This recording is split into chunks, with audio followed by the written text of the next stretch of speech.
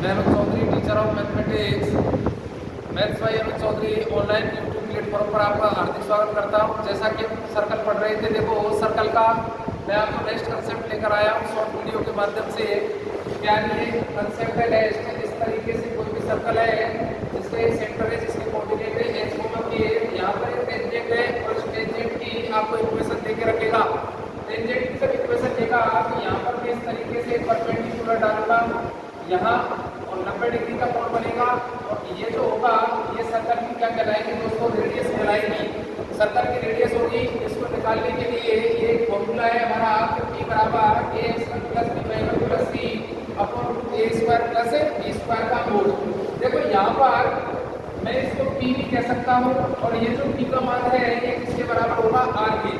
तो यहाँ से इस तरीके से हम सॉल्व करते हैं।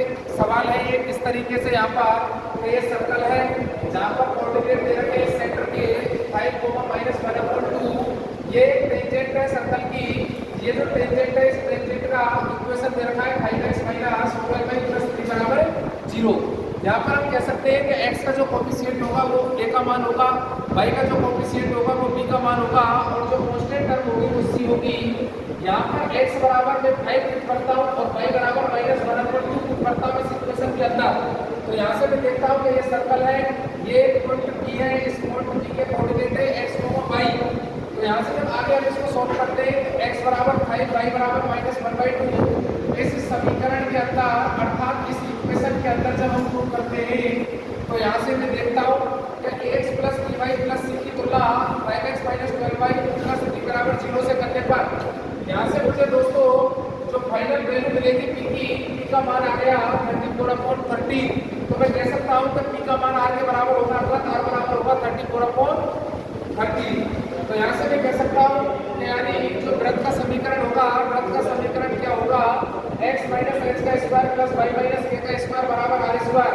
यहाँ पर हम कह रहे हैं आपसे कि h, k और r की जब वैल्यू पुट करते हैं तो h, k और r की वैल्यू पुट करेंगे तो यहाँ से इसको फाइनल सॉल्व करने के बाद जो फाइनल रिजल्ट आएगा वो क्या आएगा, यानी 169 कोष्टक x square plus y square minus 10x plus y plus 25 plus 1/4 बराबर 1156। इस तरीके से देखो नेक्स्ट हम बात करते हैं। नेक्स्ट सवाल है एमपीए 2020 का आया हुआ कि एमपीए सरकार इक्वेशन के बाद x - 8 कोष्टक x + 6 + y - 10 y + 5 बराबर 0। लेकिन find the value of radius, circle की रेडियस पूछ रहा है आपसे। यहाँ से हम कहेंगे कि यानी वृत्त का जो समीकरण है वो क्या होगा, x - x1 x - x2 + y - y1 y y बराबर 0। इसको नाम दे दिया आपने समीकरण नंबर 1। इस समीकरण की समीकरण से तुलना करेंगे तो यहाँ से मैं देखता हूँ कि x1 x2 और y1 y2 का जो मान है वो कितना आएगा। यहाँ से देखो x1 की वैल्यू है 8, x2 की वैल्यू है दोस्तों, x2 की वैल्यू आएगी -6। यहाँ से y1 को कंपेयर करूंगा तो y1 का मान आएगा 10 और y2 को जब कंपेयर करेंगे तो y2 का मान आएगा -5। यहाँ से ये सर्कल है इस तरीके से मैं कह रहा हूँ, यहाँ इस सर्कल का ये पॉइंट है और ये जो पॉइंट है वो भी है, ये सर्कल का सेंटर है सर्कल का। तो जो सर्कल का सेंटर होगा ये सर्कल के डायमीटर का क्या होगा, मध्य बिंदु होगा। सर्कल के डायमीटर का जो मध्य बिंदु है वो सर्कल का सेंटर है जिसके कोऑर्डिनेट x, y है। यहाँ से x1 y1 की वैल्यू आ गई 8, 10 और यहाँ से x2 y2 की वैल्यू आ गई दोस्तों -6, -5।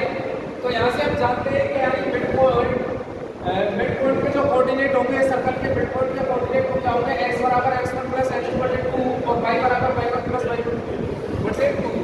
तो यहाँ से इस तरीके से सॉल्व करोगे x और y की वैल्यू आ जाएगी और यहाँ से जो d का मान होगा वो कितना आएगा, r के बराबर होगा। और हम जानते हैं कि d का अर्थ है डिस्टेंस ऑफ टू पॉइंट, यानी दो बिंदुओं के बीच की दूरी का फॉर्मूला है x - h2 का whole square plus y2 - y1 - y2 का होल स्क्वायर। यहाँ से इस तरीके से जब इसको फाइनल सॉल्व करते हो तो r की वैल्यू आएगी 5√17.2। आगे नेक्स्ट जो कंसेप्ट है हमारा वो है कि any tangent intersect the circle then find the value length of intersect part. यहाँ पे लिखेंगे आप लेंथ ऑफ इंटरसेक्ट पार्ट। तो यहाँ से हम कह सकते हैं कि यानी कोई भी टेंजेंट जो है एक सरल रेखा जिसका समीकरण है y बराबर mx + c, y बराबर mx + c, ये एक टेंजेंट का समीकरण है अर्थात एक स्पर्शरेखा का समीकरण है। यहाँ से मैं कह रहा हूँ कि जो सर्कल का समीकरण होगा इसके लिए